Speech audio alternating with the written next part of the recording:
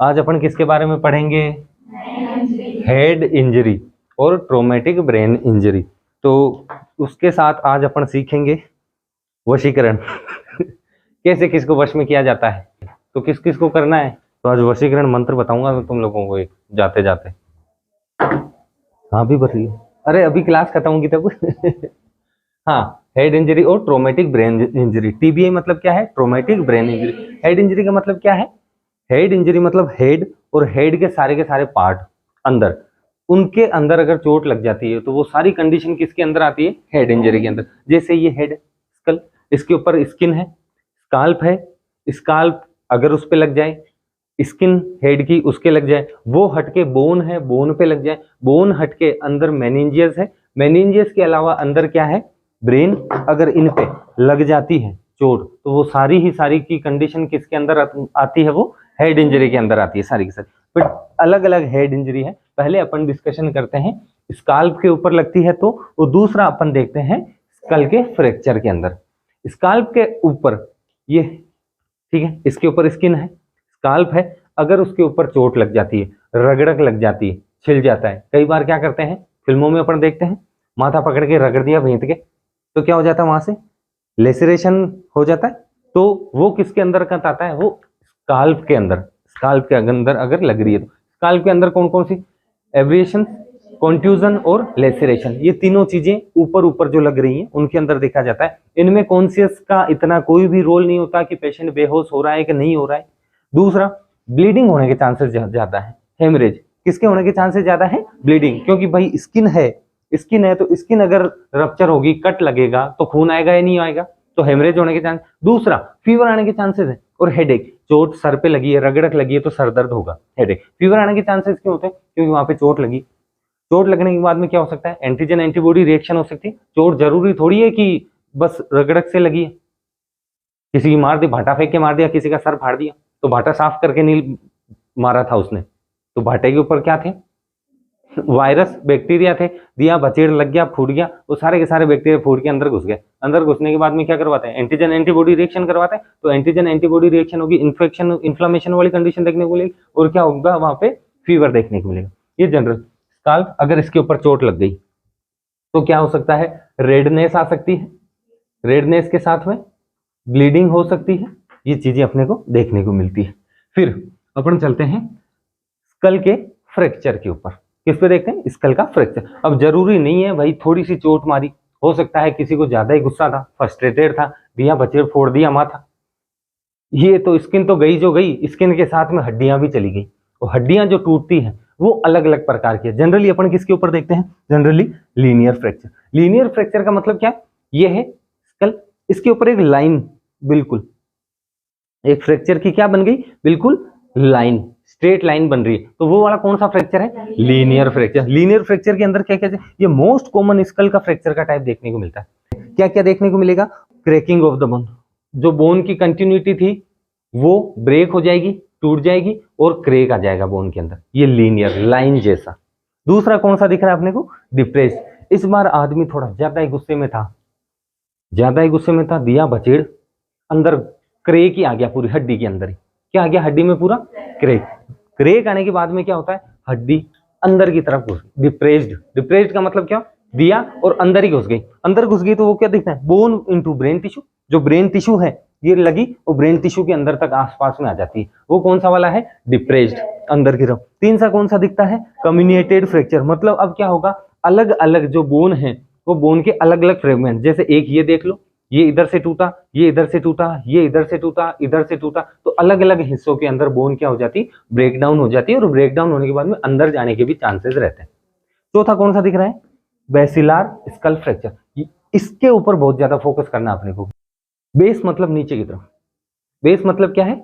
नीचे की तरफ। अगर नीचे की तरफ से फ्रैक्चर हो गया, चोट बहुत ज्यादा लगी, बेसिलार स्कल फ्रैक्चर मतलब स्कल के बेस की तरफ, नीचे की तरफ से जो हड्डी अंदर है, इथेमोइड स्पेनोइड बोन्स है, वहां पे अगर चोट लग जाए, वहां पे फ्रैक्चर हो जाता है, तो वो सीरियस टाइप का होता है, कॉम्प्लिकेशन बहुत ज्यादा देखने को मिलते हैं। अब कॉम्प्लिकेशन क्या क्या? ओटोरिया। ओटोरिया मतलब क्या होगा? कान के अंदर से सीएसएफ बाहर निकलने लग जाएगा। ओटो मतलब ईयर, और यहां से अगर कुछ निकल रहा है, क्लियर फ्लूइड निकल रहा है, तो वो क्या है? बेसिलार स्कल फ्रैक्चर का कॉम्प्लिकेशन दिखा रहा है। तो ये होता है कान के अंदर से क्लियर वाटरी फ्लूइड निकल रहा है, ओटोरिया। दूसरा क्या देख रहे हैं, राइनोरिया। अब क्या होता है, नाक के अंदर से भी अपने को सीएसएफ देखने को मिलता है। तीसरी condition Battle sign. Battle sign क्या होता है, बेटल मतलब लड़ाई। अब दो जनों की लड़ाई हो रही है तो ज्यादातर क्या कहते हैं लड़ाई में, कान पे मारूंगा तेरे, यही कहते हैं कि नहीं, जनरली यही सुना है ना, अभी कान पे लग जाएगी भाग जाए यहाँ से, तो कान पे लगती है तो क्या समझना है अपने को, बेटल साइन, लड़ाई हो रही है। वो कान के पीछे क्या होता है, एकाइमोसिस हो जाता है, यहाँ पे ब्लड इकट्ठा हो जाता है, कान के पीछे क्या हो जाता है, ब्लड इकट्ठा, ब्लूइश कलरेशन हो जाता है। वो चीज क्या देखने को, वो कंडीशन कौन सी दिखती है, बेटल साइन। बेटल साइन मतलब लड़ते हैं तो या तो कान वान के पास में मारने की चेष्टा रहती है किसी आदमी की, दिया कान पे बछेड़, कान के पीछे की तरफ क्या हो गया, एकाइमोसिस, वो चीजें देखने को मिलती है अपने को, इकट्ठा हो जाता है खून। तो पोस्ट मतलब पीछे की तरफ, ओरिकुलर मतलब कान के पीछे की तरफ इकाइमोसिस, ब्लड का कलेक्शन होना। दूसरा क्या देखने को मिलता है, रेकून आइज। रेकून आइज मतलब क्या होता है, रेकून एक जिनावर होता है, जानवर।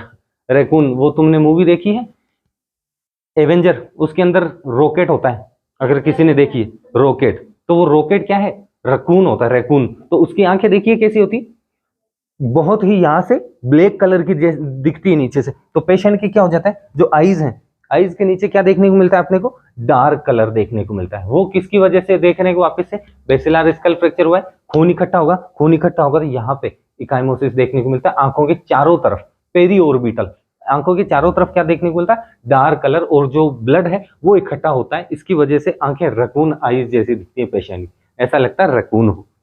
और क्या देखने को मिलता है, 7 नंबर की क्रेनियल नर्व उसका पाल्सी हो जाए। 7 नंबर की कौन सी है, cranial nerve, facial nerve palsy. अपन ने फेशियल नर्व पाल्सी पढ़ा था, तब कहां से बताया था तुम लोगों को, कौन सी जगह से निकल रही, इधर पीछे मेस्टोइड प्रोसेस से होके इधर से निकल रही थी। तो इधर से, ये पीछे से अगर इधर से निकल रही है तो अगर फ्रैक्चर हुआ तो कंप्रेशन आएगा या नहीं आएगा, जब कंप्रेशन आएगा, इधर से वो नर्व निकल रही है तो नर्व कंप्रेस होगी, और नर्व कंप्रेस होगी 7 नंबर वाली, तो वो कंडीशन कौन सी कहलाती है, Bell's palsy. 7 number cranial nerve. अब डिपेंड करता है कौन सी हुई, राइट हुई है या लेफ्ट हुई, राइट साइड की हुई तो राइट की तरफ की एबनॉर्मलिटी, लेफ्ट साइड की तरफ हुई तो लेफ्ट साइड की एबनॉर्मलिटी। इसके कारण 7वीं के देखने को मिलता है। नेक्स्ट है हेलो साइन, ह्यूग साइन या double ring sign. Double ring sign का मतलब क्या होता है, जो कान में से और नाक में से सीएसएफ निकला था उसको अपन गोच पीस के ऊपर चेक करने के लिए बाद में उसके गोच पीस के ऊपर लेते हैं तो अपने को डबल रिंग साइन दिखता है। जो गोच पीस के ऊपर लेने के बाद में क्या था, 2 रिंग दिखती है उसकी सीएसएफ की, डबल रिंग, तो इसको डबल रिंग साइन भी कहते हैं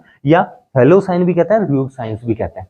आगे समझ में, ये सारी की सारी बहुत ही महत्वपूर्ण चीज है। जो बेसिलार स्कल फ्रैक्चर है बहुत ही महत्वपूर्ण है। क्या क्या देखने को मिलता है, otorrhoea, rhinorrhoea, Battle sign, raccoon eyes, 7 number की क्रेनियल नर्व का पाल्सी, और ये halo sign, double sign, Hugh sign, ये देखने को मिलता है। मोस्ट कॉमन टाइप का फ्रैक्चर स्कल के अंदर कौन सा वाला देखने को मिलता है, लीनियर जनरली। अब अपन देख रहे हैं टीबीआई। टीबीआई का मतलब क्या होता है, ट्रोमेटिक ब्रेन इंजरी। ऐसी ब्रेन इंजरी, गेट बंद करते, ऐसी ब्रेन इंजरी जिसके अंदर क्या होता है, ट्रोमा की वजह से होता है। अब ये कितने प्रकार की होती है, इसके टाइप अपन देखें तो एक होता है प्राइमरी ब्रेन इंजरी, और दूसरा कौन सा होता है, secondary brain injury. Primary brain injury का मतलब क्या होता है कि फर्स्टली जो हो रही है उसके अंदर क्या क्या चेंज देखने को मिलता है कि नहीं मिलता है, वो अपन देखते हैं। तो प्राइमरी ब्रेन इंजरी फिर से 2 प्रकार की होती है, कौन कौन सी, फोकल और डिफ्यूज। फोकल का मतलब क्या होता है, फोकल मतलब एक पर्टिकुलर जगह पे, और डिफ्यूज मतलब काफी एरिया में फैल चुका है वो। तो ये फोकल के अंदर ये कितने प्रकार से हो सकते हैं, कारण क्या क्या हो सकता है, शार्प और ब्लंट। फोकल के अंदर क्या हो सकता है, शार्प और ब्लंट होता है। शार्प का मतलब क्या होता है, फोकल मतलब एक पर्टिकुलर जगह पे, अब ये किसकी वजह से हो सकता है, जैसे शार्प और ब्लंट। शार्प का मतलब क्या होता है, चाकू लिया घुसा दिया माथे में, तो एक पर्टिकुलर जगह पे जा रहा है, फोकल शार्प इंजरी। दूसरा गनशॉट, मोस्ट कॉमनली देखा जाता है गनशॉट, इसके अंदर शार्प के अंदर क्या देखा जाता है, गनशॉट, गोली मार दी।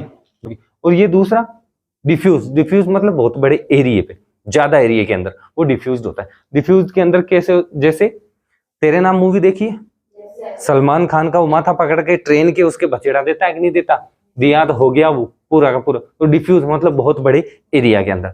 अब डिफ्यूज वाली अपन देखें तो क्या क्या हो सकता है, जैसे पहले देखते हैं कॉन्फ्यूजन का मतलब क्या होता है।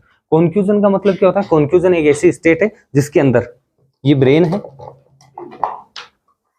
इस ब्रेन के अंदर चोट लगती है तो आगे की तरफ, ब्रेन में चोट लगेगी आगे की तरफ, अगर आगे लगा, तेज लगा, यहाँ पे इस एक पर्टिकुलर जगह पे लग गया या टेम्पोरल लोब में लग गया, तो मोस्टली देखा जाता है फ्रंटल और टेम्पोरल के अंदर कॉन्फ्यूजन वाला।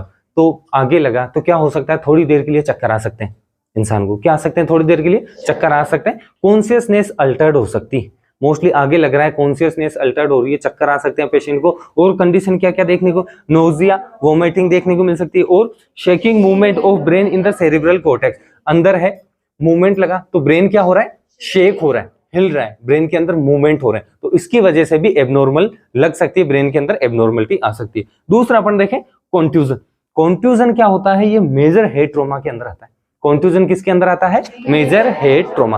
अब कॉन्फ्यूजन के अंदर क्या होता है, कार चला रहा था, 80, 100, 120 की स्पीड से गया, एकदम चोट लगी आगे की तरफ, फिर वापस चोट लगी पीछे की तरफ, तो आगे लग रही है चोट बहुत ज्यादा और वापस से पीछे लग रही है, तो यहां पे जब तेज बहुत ज्यादा लगेगी तो एक तो फ्रैक्चर होने के चांसेस हैं, दूसरा ब्रेन का अंदर शेकी मूवमेंट हो रहा है, ब्रेन एकदम सडनली आगे की तरफ, आगे बोन के अंदर टकरा रहा है, ये बोन थी, बोन से टकराया तो ब्रेन टिश्यू क्या हो जाता है, कंप्रेस हो जाता है।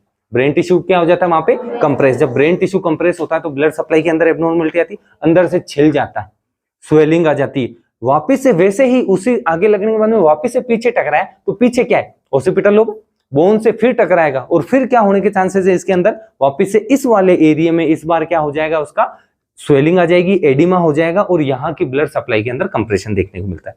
तो जो आगे लग रही है उसको कोप कहते हैं, COUP, ठीक है। तो क्या बता रहा है, laceration of site of direct impact of the brain, उस जगह पे लेसिरेशन होगा जहां डायरेक्ट इंपैक्ट हो रहा है, यहां लगी तो इंपैक्ट फ्रंटल लोब के ऊपर होगा। कोप, काउंटर कोप भी फ्रंटल और टेम्पोरल लोब के अंदर देखे जाते हैं, तो डायरेक्ट चोट लगी इस जगह लेसिरेशन, ये कोप है। काउंटर कोप का मतलब यहां लगी फिर यहां लगी, तो ये काउंटर कोप है। तो इसके अंदर क्या होगा, लेसिरेशन का होगा फ्रंट जहां चोट लगी, और अपोजिट फिर से वहां दूसरी जगह जहां पे वो बेक इफेक्ट पड़ा उसका, उस जगह चोट लगेगी, तो उसको काउंटर कोप कहते हैं, ठीक है। काउंटर कोप के अंदर क्या देखने, लेसिरेशन एट द सेकेंडरी, भाई प्राइमरी एरिया ये था, वापस टकराया तो सेकेंडरी ये था। अगर फ्रंटल में लगी है तो सेकेंडरी कौन सा होगा, काउंटर कोप वाली कौन सी होगी, ओसिपिटल। टेम्पोरल में लगी है तो इधर अपोजिट टेम्पोरल वाली लोब की साइड में, ये देखने को मिलता है। नेक्स्ट क्या देख रहे हैं, हेमेटोमा। अब चोट लग रही है, ठीक है, बहुत तेज लगी, तो अंदर ये अपने को आर्टरीज दिख रही है ऊपर रेड कलर की, तो इसके अंदर भी तो डैमेज होगा या नहीं होगा। हेमेटोमा पढ़ा था अपन ने, अलग अलग प्रकार का, सब एरेक्नोइड, सब ड्यूरल हेमेटोमा, इंट्रासेरिब्रल, इंट्राक्रेनियल हेमरेज, तो वो सारे के सारे हेमरेज प्लेलिस्ट में बने हुए हैं, और सारे के सारे वापस देख लेना। चोट लगी, ब्लीडिंग हो गई, जब ब्लीडिंग होगी फिर से साइन और सिम्टम डिपेंड करेगा कौन सी वाली लोब के अंदर हुआ है, कौन से वाले ब्रेन के एरिया के अंदर हो। टेम्पोरल वाली के अंदर लगा है, चोट लगी है, टेम्पोरल वाली के अंदर स्वेलिंग आएगी, ये वाली आर्टरी यहाँ से रप्चर होगी, रप्चर होगी तो यहाँ के पर्टिकुलर एरिया के अंदर एब्नॉर्मलिटी आएगी, ब्रेन फंक्शन नहीं कर पाएगा। फ्रंटल में लगी है तो फ्रंटल के अंदर लगेगी चोट, हेमरेज हो जाएगा फ्रंट का। हेमरेज पहला एपीड्यूरल हेमरेज, अगर एपीड्यूरल हेमरेज है मतलब ऊपर की तरफ, एपीड्यूरल ड्यूरामेटर के ऊपर, तो मोस्ट कॉमन कारण क्या देखने को मिल रहा है, वहां पे मिडिल मेनिंजियस आर्टरी, मेनिंजियस है, मेनिंजियस की भी मिडिल मेनिंजियल आर्टरी होती है, उसके रप्चर होने की वजह से अपन एपीड्यूरल हेमाटोमा देखते हैं।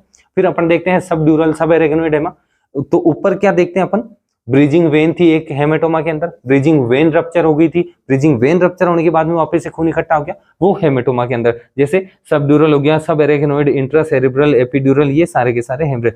एपीड्यूरल क्या होता है, मिडिल मेनिंजियल आर्टरी के रप्चर होने की वजह से देखने को मिलता है मोस्ट कॉमनली, ठीक है। नेक्स्ट अपन क्या देख रहे हैं, diffuse brain injury. Diffuse brain injury का मतलब क्या दिखा रहा है, डैमेज ऑफ एक्सोन, मतलब ये ब्रेन है, पोस्टीरियर, फ्रंटल, एंटीरियर पार्ट, यहां के जो ये न्यूरॉन्स हैं आए हैं, न्यूरॉन ऊपर है, एक्सोन नीचे की तरफ है, ये न्यूरॉन मानो ब्रेन का, ठीक है। डिफ्यूज एक्सोनल इंजरी का समझने के लिए क्या है, ये ब्रेन है, ये न्यूरॉन के पार्ट है, और ये एक्सोन है, ठीक है। तो क्या होता है, न्यूरॉन यहाँ पे जब बहुत तेज लगेगी और साइड में मूवमेंट होगा, तो मूवमेंट किसके अंदर देखने को मिलेगा भाई, इसके अंदर मूवमेंट होगा तो रप्चर किसके अंदर होने के चांसेस है, न्यूरॉन के अंदर। एक्सोन के अंदर तो समस्या नहीं आ रही ना इतनी, किसके ऊपर समस्या आ रही है, न्यूरॉन के ऊपर। एक्सोन तो एक ही जगह है, तो न्यूरॉन के ऊपर समस्या आती है, तो न्यूरॉन क्या हो जाते हैं, वहां पे रप्चर हो जाते हैं, न्यूरॉन काम नहीं कर पाते। जब न्यूरॉन काम नहीं करेंगे तो सिग्नल होगा क्या एक न्यूरॉन से दूसरी जगह, एक लोब से दूसरी जगह सिग्नल नहीं पहुंचेगा, तो ये भी सीवियर टाइप की इंजरी के अंदर आता है। सारी की सारी डिफ्यूज के अंदर थी, जैसे डिफ्यूज पूरे ब्रेन के अंदर हो रहा है, इसमें हेमेटोमा वो भी बड़ी जगह है। दूसरा अपन को कॉन्फ्यूजन, ये भी ज्यादा जगह, एंटीरियर पोस्टीरियर। कॉन्फ्यूजन वाला आता है अपने फोकल, एक पर्टिकुलर जगह पे। कॉन्फ्यूजन किसमें आता है, पर्टिकुलर जगह में एक लग गई तो वो उसके अंदर देखने को मिलता है। नेक्स्ट अपन देखें सेकेंडरी। सेकेंडरी ब्रेन इंजरी का मतलब क्या होता है, प्राइमरी लग गई, इसके बाद में और भी बहुत सारे कारण हो सकते हैं ब्रेन इंजरी होने की वजह से। ब्रेन इंजरी का मतलब क्या है, भाई ब्रेन प्रॉपर काम नहीं कर पा रहा, ठीक है, चोट लगने की वजह से, स्काल उन सारी चीजों में। सेकेंडरी के अंदर क्या देखते हैं कारण, अपन देखते हैं मोलिकुलर एंड बायोकेमिकल, मतलब केमिकल की वजह से अगर ब्रेन के अंदर कोई समस्या आती है, मॉलिक्यूल्स की वजह से अगर समस्या आती है, जैसे अपन देखते हैं एनएरोबिक मेटाबॉलिज्म हो गया, हाइपोक्सिया हो गया चोट लगने से, ब्लीडिंग हो गई, रप्चर हो गया, तो वहां पे एनएरोबिक मेटाबॉलिज्म होगा या नहीं होगा। जब एनएरोबिक मेटाबॉलिज्म होगा, एनएरोबिक मतलब क्या होगा, ऑक्सीजन की एब्सेंस में, तो होगा तो क्या देखने को मिलेगा, लैक्टिक एसिड का फॉर्मेशन होगा, और लैक्टिक एसिड का फॉर्मेशन होगा तो न्यूरॉन को डैमेज करेगा वो लैक्टिक एसिड। तो वो एसिड किसको डैमेज करता है, न्यूरॉन को, और न्यूरॉन डैमेज होगा। जब न्यूरॉन डैमेज हो गए तो हेड इंजरी, ब्रेन इंजरी तो है ही है, हेड इंजरी, ब्रेन इंजरी, ये सेकेंडरी टाइप का है। दूसरा क्या देखते हैं अपन, इंट्रासेरिब्रल। इंट्रासेरिब्रल ये था केमिकल की वजह से, इंट्रासेरिब्रल मतलब ब्रेन के अंदर ही अगर कुछ ऐसा हो रहा है कि जिसकी वजह से हेड इंजरी हो रही, जैसे इंक्रीज आईसीपी और हाइपरटेंशन हो गया, आईसीपी बहुत ज्यादा बढ़ गया, आईसीपी बढ़ेगा तो ब्रेन चारों तरफ, आईसीपी बढ़ा तो कंप्रेशन डालेगा पूरे ब्रेन के ऊपर, जब कंप्रेशन डालेगा तो कंप्रेशन डालने की वजह से क्या होगा, ब्रेन कम काम करेगा, सप्लाई के अंदर एबनॉर्मलिटी होगी, तो फिर से ऑक्सीजन प्रॉपर नहीं मिल पाएगी, इस्चीमिया हो जाएगा, और उसकी वजह से क्या देखने को मिलेगा, इस्चीमिया, सीजर आ सकते हैं, वैसे स्पाज्म हो सकता है पेशेंट के अंदर, ये देखने को मिलता है। नेक्स्ट अपन को हाइपरटेंशन। हाइपरटेंशन के अंदर क्या होता है, बहुत ज्यादा ब्लड का प्रेशर बढ़ा हुआ है, हो सकता है रप्चर हो जाए, वहां से आर्टरी रप्चर हो जाए, जैसे अपन ने सेक्युलर वो पढ़ा था, क्या कहते हैं उसको, एन्यूरिज्म, सेक्युलर एन्यूरिज्म पढ़ा था, हाइपरटेंशन की वजह से रप्चर हो सकता था। नेक्स्ट अपन देखते हैं एक्स्ट्रा सेरिब्रल या सिस्टमिक। अब ब्रेन से बाहर की तरफ देख रहे हैं, सिस्टमिक कंडीशन के अंदर क्या हो सकता है, सिस्टमिक कंडीशन के अंदर बीपी बहुत कम होगी, बीपी कम होने की वजह से क्या हो जाएगा, बीपी कम होने की वजह से ब्लड सप्लाई ब्रेन में कम पहुंचेगी, और ब्रेन में कम पहुंच रही है तो क्या होगा, इस्चीमिया, तो फिर से ब्रेन काम नहीं करेगा प्रॉपर्ली। दूसरा क्या देख रहे हैं, हाइपोक्सिया, ठीक है, ऑक्सीजन की कमी है बहुत ज्यादा, तो हाइपोक्सिया, वो एनारोबिक, वापिस से क्या होगा, रेस्पिरेशन, भाई ऑक्सीजन नहीं पहुंच रही ब्रेन में, तो ब्रेन को तो काम करना ही पड़ेगा, सेल को काम करना पड़ेगा, तो रेस्पिरेशन 3 प्रकार के होते हैं, एक्स्ट्रा सेलुलर, एक्सटर्नल, इंटरनल और सेल्यूलर रेस्पिरेशन। जब सेल को रेस्पिरेशन करने की जरूरत है तो ऑक्सीजन चाहिए होगी कि नहीं चाहिए, जब सेल को ऑक्सीजन नहीं मिल रही है तो एनारोबिक रेस्पिरेशन करेगा, और उसकी वजह से फिर से क्या प्रोडक्शन होगा, लैक्टिक एसिड, तो ये वापस से न्यूरॉन को डैमेज करेगा। सेकेंडरी के मतलब क्या होता है, ब्रेन में चोट नहीं लगी है, प्राइमरी मतलब चोट लगी है, सेकेंडरी चोट नहीं लगी, पर बॉडी के अंदर, अपने ब्रेन के अंदर और बॉडी के अंदर कुछ ऐसे कारण हो रहे हैं जिनकी वजह से क्या देखने को मिल रहा है, ब्रेन इंजरी देखने को मिल रही है। ट्रोमेटिक ब्रेन इंजरी के कारण देखे अपन ने, ये सारे कारण है, ये टाइप हैं, जैसे ये ऑक्सीजन, हाइपरटेंशन, आईसीपी, ये सारे कारण। अब देखते हैं अपन क्लिनिकल फीचर, क्या क्या क्लिनिकल फीचर देखने को मिल सकते हैं। पहले देखते हैं अपन ब्लीडिंग, भाई चोट लगेगी तो खून आने के चांसेस होंगे कि नहीं होंगे, ब्लीडिंग किसकी वजह से, हेमेटोमा की वजह से, हेमरेज की वजह से। दूसरा, लेवल ऑफ कॉन्शियस अल्टर्ड होगा, टेम्पोरल लोब में लगी है, फ्रंटल लोब में लगी है, लेवल ऑफ कॉन्शियस अल्टर्ड हो गया, एमनीशिया, लॉस ऑफ मेमोरी, ठीक है। और ये क्या होगा, लिथार्जिक और ड्राउजीनेस, पेशेंट लिथार्जिक होगा, ड्राउजीनेस होगा, परसिस्टेंट हेडेक, बहुत लंबे समय तक हेडेक होगा, टेम्पोरल हेडेक होगा, फ्रंटल हेडेक होगा, वो डिपेंड करता है लॉस कौन सा होगा। नेक्स्ट है नोजिया, वोमिटिंग। फिर अपन देखते हैं आगे चलें तो diplopia, double vision, posterior lobe में लग गई तो। नेक्स्ट एटेक्सिया, मतलब कोऑर्डिनेशन, पुअर कोऑर्डिनेशन होगा बॉडी के अंदर, मसल्स के अंदर, प्रॉपर चल नहीं पाएगा। कुशिंग ट्राइड, ये बहुत ही इंपॉर्टेंट चीज है, जो अपन ने किसके अंदर देखी थी, अपन ने इंक्रीज आईसीपी के अंदर देखी थी। तो आईसीपी का वापस से, जिसको भूल गए हो वापस से वीडियो देखना, इंक्रीज आईसीपी का, तो उसके अंदर साइन था बहुत ही इंपॉर्टेंट, कुशिंग ट्राइड, जिसके अंदर क्या हो रहा था, कुशिंग ट्राइड के अंदर 3 चीजें हो रही थी। बीपी क्या हो रही थी, बढ़ रही थी, सिस्टोलिक, रेस्पिरेशन, हार्ट रेट कम हो रहा था। नेक्स्ट क्या है, absence pupillary reaction, pupillary reaction absent हो सकती है, और ये वापस से प्यूपिलरी रिएक्शन को चेक करने के लिए जीसीएसपी किया जाता है। तो जीसीएसपी का वीडियो वापस देखना, जिसको नहीं पता है तो उसके अंदर GCS-P का भी पता चल जाएगा, एक रिएक्टिव है, दो रिएक्टिव है, नॉन रिएक्टिव। ये कुछ क्लिनिकल फीचर, बहुत सारे क्लिनिकल फीचर है, पर मेजरली अपने को ये चीजें देखने को मिलेगी। नेक्स्ट अपन देखते हैं, अगर ब्रेन इंजरी हुई है, हेड इंजरी हुई है, तो उसमें पेशेंट मर सकता है। देखते हैं अपन मरता है तो मरने के दो कारण, या तो एक जल्दी पेशेंट की डेथ हो सकती है, जैसे ही ब्रेन इंजरी हुई घंटे, 2 घंटे, आधे 1 घंटे के अंदर अंदर, या हो सकता है 15-20 दिन बाद में, महीने भर बाद में उसकी डेथ हो रही, तो उन दोनों के कारण अलग। पहला देखते हैं इनिशियल आफ्टर इंजरी। इंजरी होने के बाद में ही आधे घंटे, 2 घंटे, 1 घंटे के अंदर अंदर डेथ होने के कारण क्या है? Massive haemorrhage. भाई चोट लगी तो बहुत ज्यादा खून निकलेगा या नहीं निकलेगा? फ्रैक्चर देखा था अपन ने, बेसिलर स्कल फ्रैक्चर देखा था, कंप्रेस फ्रैक्चर देखा था, तो बहुत ज्यादा ब्लीडिंग लॉस होगी, ब्लड लॉस की वजह से शॉक हो जाए, शॉक की वजह से पेशेंट की डेथ हो सकती है। और क्या हो सकता है? ब्रेन हर्निएशन, ICP बहुत तेज बढ़ गया, हर्निया हो गया ब्रेन का, प्रोट्रूजन हो गया ब्रेन का पार्ट, पेशेंट की डेथ होने के चांसेस हैं। नेक्स्ट देखते हैं अपन लेट आफ्टर इंजरी, मतलब इंजरी हो गई है, 5-6 दिन, 20 दिन निकल गए, लगभग अपन 3 वीक के बाद में मानते हैं इसको, मतलब 18 से 20 दिन बाद अगर उसकी डेथ हो रही है, तो उसमें होने के क्या क्या कारण? जरूरी नहीं 18 के 20 बाद में, हो सकता है 6 महीने बाद हो सकता है 3 महीने बाद हो, तो उसमें होने के क्या क्या चांसेस है? Multi organ failure. Multi organ failure की वजह से हो सकता है। कैसे? जब इसके अंदर हेमरेज हो गया, मान लो एक बार का हेमरेज, अपन ने क्रेनियोटोमी किया, डॉक्टर ने निकाल दिया हेमरेज, हो सकता है अंदर वापस हेमरेज हो जाए, कंप्रेशन आ जाए, धीरे धीरे इन्फेक्शन हो, धीरे धीरे स्वेलिंग बढ़े, स्वेलिंग बढ़ेगी, मान लो पीछे की तरफ, ब्रेन स्टेम की तरफ स्वेलिंग बढ़ गई, तो वो स्वेलिंग क्या काम करवा दी? कंप्रेशन करवाई। वहां जब कंप्रेशन करवाएगी तो brain stem, medulla oblongata, pons के अंदर वाइटल बॉडी के ऑर्गन सारे हैं, वो सेंटर हैं, वो सेंटर कंप्रेस होंगे, वो सेंटर प्रॉपरली काम नहीं कर पाएंगे, तो क्या होगा? वो सेंटर बहुत सारे ऑर्गन को डिप्रेस्ड करवा सकता है, जैसे हार्ट को एबनॉर्मल करवा सकता है, रेस्पिरेटरी सिस्टम को एबनॉर्मल करवाए तो मल्टी ऑर्गन हो गए, रीनल फेलियर करवा सकता है आगे चल के, तो मल्टी ऑर्गन फेलियर की वजह से पेशेंट के डेथ होने के चांसेस बढ़ते हैं। आया समझ में? बहुत